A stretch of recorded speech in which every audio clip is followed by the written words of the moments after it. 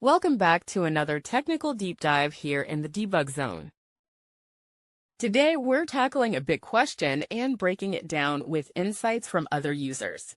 Hopefully, this clears up some misconceptions and helps you get the answer you need. So, buckle up, stay a little curious, and let's jump right in.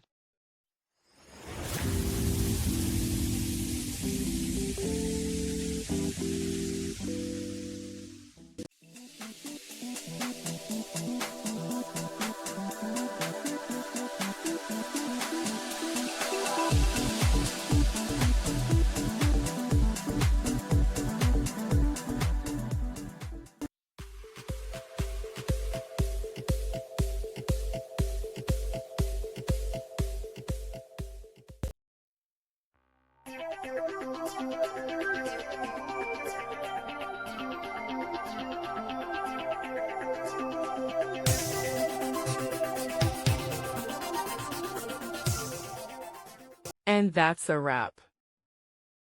I hope you found the answer you were looking for. If you did, take a second to hit that subscribe button. It really helps out.